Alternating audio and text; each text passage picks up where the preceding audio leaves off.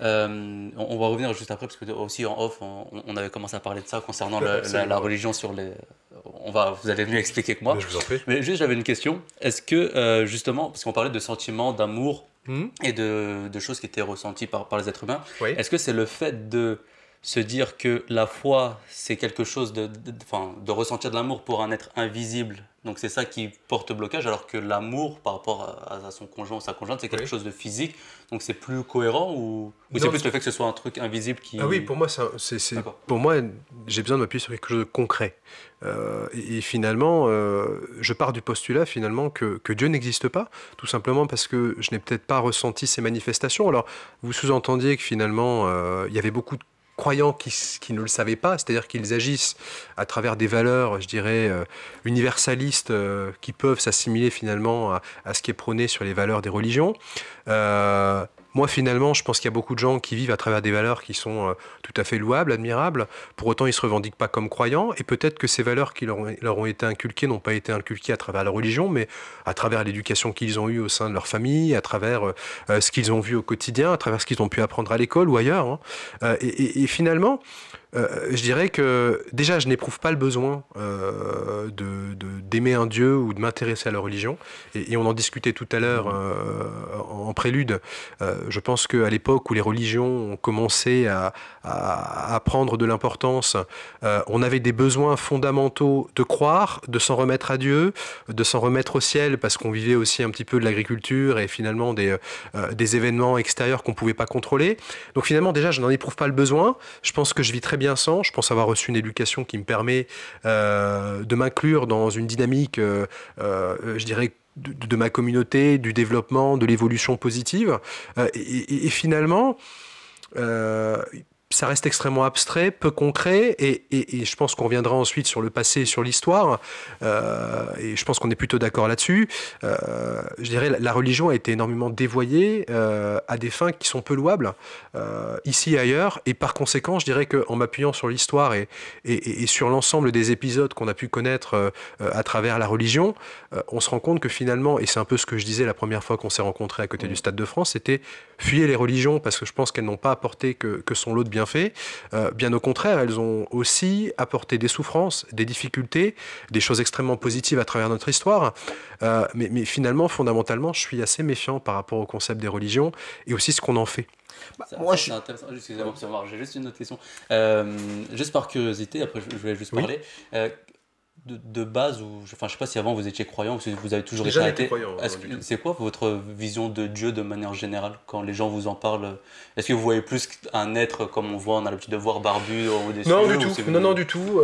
Alors, si je devais avoir ma propre conception de Dieu, c'est-à-dire quand je me représente la conception de Dieu comme vous pouvez m'en parler, c'est plutôt une entité qui n'a pas de visage, ce n'est pas un être humain qu'on pourrait représenter, c'est plus un être suprême qui n'est représenté par rien, mais finalement, moi je l'assimilerais à ce que je considère comme Dame Nature. C'est un peu comme ça que je le vois, vous voyez.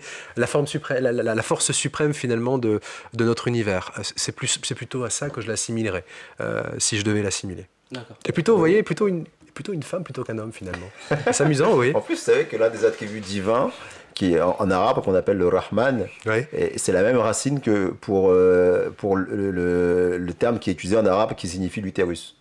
Ah, vous voyez, Parmi les attributs divins, ça c'est une petite parenthèse. Mais vous savez, par rapport à ce que vous dites, là où on se rejoint, c'est que la religion elle a été dévoyée. Et là où on se rejoint aussi, c'est que la religion, elle a beaucoup apporté à l'humanité en termes d'organisation sociale. C'est une évidence, oui. Et que c'est parce que justement, elle a été très utile et très bénéfique qu'elle a attiré des convoitises. Et que l'homme étant ce qu'il est, quand il sait que un concept a énormément d'influence sur les gens, et que par ce concept, il peut avoir énormément de pouvoir, Absolument. il l'utilise, il l'instrumentalise. Absolument. Mais ça ne veut pas dire que le concept en lui-même est mauvais. C'est par exemple, si vous prenez la politique, c'est c'est l'art de gérer le destin des sociétés. Et c'est quelque chose de très positif, quelque chose de très utile, même je pense. Mais si c'est bien fait, justement, c'est bien mais fait. qui est souvent Si c'est bien dévoyé, fait. qui est souvent dévoyé. Pourquoi? Parce que c'est une source de pouvoir. la religion... Mais qui a été voulu par les hommes. La religion... Qui a été voulu par les hommes. Nos fondements politiques aujourd'hui, alors je parle de la France, mais je parle des pays, des États de droit, des sociétés, bien souvent, ça a été voulu par l'homme, ça a été créé par l'homme. Notre système politique a été fait par l'homme. Fondamentalement,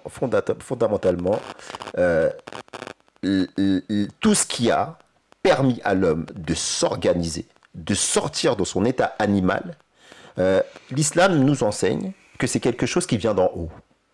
C'est la révélation qui a été le moteur au départ. C'est pour ça que c'est là que je vous rejoins quand vous dites qu'à un moment donné, la religion a été utile parce qu'elle a permis d'établir des règles et de faire société. Et maintenant, là où il y a une petite divergence avec votre analyse, c'est que alors que les principes religieux étaient bénéfiques pour la société, ces principes ont été dévoyés, ont été instrumentalisés et on a exploité justement la crédulité des masses. Et du coup, finalement, ce qui est ressorti et ce que les gens ont compris, c'est que, regardez, c'est la religion qui est responsable de ça. Alors que ce n'est pas la religion qui est responsable de ça. Ce sont les religieux. Ce sont ceux qui sont censés représenter les modèles de vertu, qui ont dévoyé la vertu, ont instrumentalisé la vertu au point de la noircir complètement. Et au final, la vertu elle-même a été condamnée. Et c'est ce qu'on retrouve aujourd'hui. Mais moi, j'ai envie de vous dire aussi que s'il n'y avait pas eu de religion, l'état dans lequel sont nos sociétés, il serait encore pire. Alors, il serait encore pire parce que la religion, il y en a un qui s'appelle, comment il s'appelle, c'est assez intéressant, c'est une vidéo que je vous conseille, c'est, comment il s'appelle, comment j'ai plus son nom, il s'appelle comment, Youssouf Islam, qui a fait un parallèle entre le messianisme laïque et le catholicisme. Et il expliquait que finalement, lorsqu'il y a eu justement cette lutte entre le catholicisme et la sécularisation propre à la France, comme l'homme n'aime pas le vide, il a transposé les institutions religieuses sur les institutions laïques. C'est bien que finalement, il y a eu un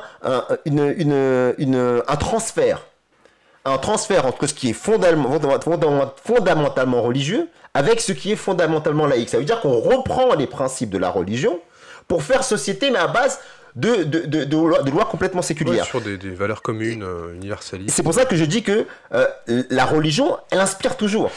La religion, elle inspire toujours. Ça veut dire que les principes sont bons. C'est ce que je termine mon mot là-dessus. C'est que les principes sont bons. C'est pour ça qu'ils influencent encore aujourd'hui. Mais je suis tout à fait d'accord. Et alors, là où je diverge aussi, alors moi j'ai la conviction qu'en effet, les valeurs même de la religion et de manière commune, la religion avec un grand R sont bonnes. D'ailleurs, elles ont inspiré nos fondements politiques aujourd'hui, l'état de droit, etc. Tout ça est un peu héritier quand même de la religion catholique en Europe, qui avait quand même à la base des vertus et des idées très bonnes, très fortes. Je pense qu'il y a un point extrêmement important à marquer, c'est que l'homme a horreur du vide, il a besoin d'une spiritualité. Et on en parlait tout à l'heure, pourquoi moi je ne suis pas croyant, je n'aborde pas ce besoin, aujourd'hui je n'ai pas ce besoin, mais je pense que dans le passé, les hommes s'en remettaient beaucoup à Dieu et c'était un besoin. Je rappelle que la vie dans le passé, il y a quelques millénaires, était beaucoup plus dure, les gens avaient beaucoup de mal à survivre, l'espérance de vie était très faible, la mortalité infantile était terrible, les fléaux étaient partout, et par conséquent il y avait un besoin de s'en remettre à une force toute puissante à laquelle on pouvait espérer obtenir une aide quelconque. Là, par contre, où je ne suis pas d'accord, et là où il y a un débat, je pense qu'à l'époque même, sur les premières civilisations, il y avait un besoin de s'organiser de manière sociale. L'homme est un être social, il a besoin de vivre en société, il avait ce besoin d'établir des règles. La religion est passée par là. Pour autant, établir des règles sociales pour développer une cité et évoluer dans le bon sens est une chose. Ça a pu se remplir un petit peu de spiritualité parce qu'il y avait un besoin de ce côté-là. Mais finalement, j'ai envie de dire, s'il n'y avait pas eu ce côté un petit peu irrationnel de la religion, parce que pour moi, ça reste quelque chose d'irrationnel, et on parlait tout à l'heure des sentiments. Les sentiments peuvent aussi être irrationnels. Attention, c'est pas rationnel. L'homme n'est pas un animal rationnel. Hein. Je tiens à le rappeler. Pour autant, ça ne sous-entend pas et ça ne justifie pas le fait que ça existe. C'est-à-dire que ce côté spirituel est une chose. Encore une fois, on ne le remet pas en cause et chacun est libre de croire ce qu'il voulait. Les conditions étaient extrêmement dures, on avait besoin de transmettre des choses, des règles pour pouvoir vivre en communauté, avancer et se développer et pouvoir survivre. pour autant, cela ne me démontre pas que le côté religieux et que finalement Dieu existe. Vous voyez ce que je veux dire ? Je vois ce que vous voulez dire, mais juste ce que je dois rebondir un peu quand même sur certains, parce qu'il y a plusieurs points qui ont été abordés là-dessus. C'est comme si on avançait un peu dans le débat. Là, parce que là on parle des valeurs dépassées de la religion. Là, on y touche un peu. Et justement, je voudrais dire quelque chose là-dessus, c'est que votre analyse, on en parlait un peu en off aujourd'hui tout à l'heure, elle est encore une fois ethnocentrée, parce que individuellement, moi je peux concevoir que individuellement vous pouvez ne pas ressentir le besoin de religion, parce que vous vous dites individuellement je peux le concevoir. C'est ce que je peux le concevoir. Mais c'est le cas. Je peux le concevoir, mais je reviens sur ce que vous dites quand vous dites que dans le passé, finalement, on avait besoin de ces règles et que finalement, aujourd'hui, on est suffisamment autonome, on a suffisamment évolué pour s'en émanciper. Mais on le voit sur les statistiques. Mais si on regarde maintenant au niveau global, c'est pour ça que je dis qu'il faut sortir de l'ethnocentrisme. On sort de France alors, on sort de l'Europe. De France, de l'Europe, et effectivement, maintenant quand on ouvre un peu l'humanité. Le champ mondial, voilà. Qu'est-ce qu'on se rend compte ? On se rend compte que, finalement, vous dites que l'homme est un être social. Mais ça n'a jamais changé. Et que majoritairement, les gens dans le monde souffrent. Majoritairement, c'est une évidence. Majoritairement, les gens vivent en dessous du seuil de pauvreté. Mais nous vivons dans un cocon aujourd'hui. Majoritairement, les gens manquent cruellement de justice. Maintenant, si on prend au niveau global, qu'est-ce que, justement, les sociétés les plus avancées matériellement ont réussi à faire si on s'en tient justement aux formidables idéaux et principes idéologiques qui ont été mis en avant. Et au nom de quoi ? Au nom de la sécularisation à outrance et le fait d'avoir banni la religion du domaine public et les avoir mis dans la sphère privée. Banni de la sphère publique. Mis dans la sphère privée, je veux dire. Parce que la religion, à un moment donné, il y a eu justement ce conflit d'intérêts entre l'Église et l'État. Voilà. Donc il y a eu, c'est de ça que je. Parce que l'Église était très puissante. Voilà, c'est de ça dont je parlais. Après. Trop puissante, sûrement. Bien trop puissante. Et donc, à cette époque. Ensuite, quelle que soit la raison, en tous les cas, au nom de principes universels qu'on a élaborés à partir de lois humaines, on s'est dit, on va avancer, on va apporter la paix et la justice dans le monde entier. Mais là, qu'est-ce qu'on se rend compte ? On se rend compte qu'une minorité vit comme des privilégiés, savoir nous. C'est vrai. On vit comme des privilégiés, mais que l'humanité, dans son sens global, en est bien loin.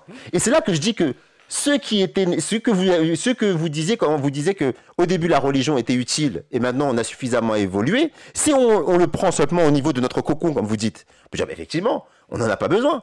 Mais la situation telle qu'elle est mondialement, aujourd'hui, nous montre que l'homme, en devisant de par lui-même ses propres lois, eh bien, on voit qu'il vise d'abord son propre intérêt. Alors que le propre de la religion, et là, je vais vous apprendre quelque chose, le propre de la religion, c'est le désintéressement. Vous savez, une manière de dire désintérêt dans le jargon religieux, en particulier le jargon islamique, c'est faire les choses pour l'amour de Dieu. Pour l'autre. Exactement. Faire les choses pour l'autre au nom de l'amour de Dieu. Et à partir du moment où le moteur de votre action vis-à-vis de votre semblable n'est pas mu par votre intérêt égoïste, mais il est mu par une force transcendantale qui vous pousse, cette même force, à agir pour le bien d'autrui, y compris si ça va dans le sens de vos propres contre vos intérêts. Contre vos intérêts, oui. Y compris si ça va contre vos intérêts. Votre intérêt à vous, l'intérêt à vos parents, à votre famille, à votre pays. Uniquement pour la justice. Et c'est ce qu'on appelle le principe de justice absolue. Et donc finalement, la religion vient compléter, vient aider justement ces formidables lois qui sont faites par les hommes. Parce que qu'est-ce que dit la religion ? Qu'est-ce que dit ma religion par exemple ? Elle dit que l'amour de la patrie est une composante de la foi. Vous voyez comment une personne ou une société qui est mue par ces principes-là et qui va agir dans l'intérêt d'autrui, y compris contre ses propres intérêts, va forcément contribuer à amener une justice et une paix globale. C'est de ça dont il s'agit. C'est ça, en fait, on va dire, l'enjeu de la question religieuse. Malheureusement, aujourd'hui, ce que les gens ont retenu de la religion, c'est justement ce que vous avez dit en introduction, c'est ce dévoiement. C'est ce dévoiement de ces principes. Ils disent, mais comme ces principes sont beaux, tout le monde sera d'accord pour dire que, mais c'est magnifique. Des gens sur le papier, justement, tout le monde sera d'accord pour dire, mais c'est magnifique. Ces gens agissent uniquement par désintérêt total. Il va aller même contre ses propres intérêts uniquement pour l'amour de la justice. Mais s'il n'arrive pas à le faire, je vais vous le laisser parler, s'il n'arrive pas à le faire, bah forcément on arrive à la conclusion de dire, mais non, regardez, c'est des démagogues, c'est des politiciens comme n'importe quel autre politicien, et donc leur comportement me fait dire que Dieu n'existe pas.